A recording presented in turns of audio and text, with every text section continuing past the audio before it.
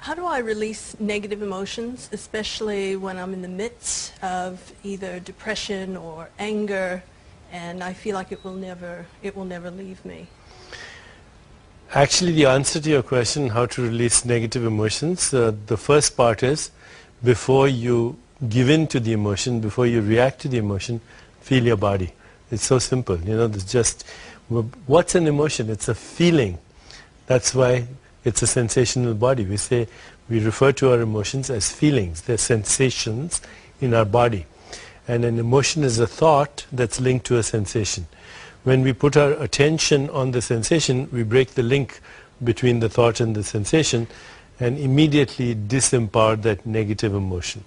That's number one. Now there's an involved process which I teach, which is take responsibility for your emotions, because if you think your emotions are a result of somebody else's behavior, then they have to change their behavior in order for you to feel better, and you could be waiting for a long time. Okay? So take responsibility, learn to witness the emotions, feel them, as I said, learn to define them without blaming another person. So never use words like I was abandoned, abused, disappointed, humiliated, because those are not really emotions. They're descriptions of other people's behavior. Stick with primary words like anger, fear, anxiety, guilt, depression, jealousy. These are primary emotions. So use words that actually are emotionally mature, which means you're responsible for your emotions. Once you've defined them, you describe them, express them. And you express them in many ways. First, in the first person, then pretending you're the other person, then actually pretending you're a third party who has nothing to do with what's happening. And when you express your emotions, looking at the emotion from many perspectives, it loses its emotional charge. And finally, when you've expressed them, you share them with somebody that you love and you trust. Then you release them through a ritual, because ritual is a way of trapping energy and releasing it. And finally, you celebrate the release.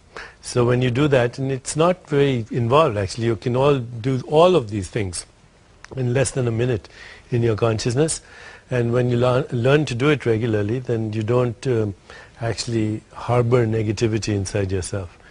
There are other ways also. You know, when you have a negative thought, ask yourself, as there's a teacher called Byron Katie who says, ask yourself, is it true? Then she says, ask yourself, are you sure it's true? Then ask yourself, when I have that thought, how do I react? And then ask yourself, you know, who would I be without that thought? Okay, so say you think, this person hates me.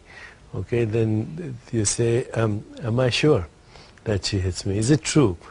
Am I really sure that she hates me? When I think of that, how do I react? Well, I feel down, I feel depressed, I feel anxious. Who would I be without that thought?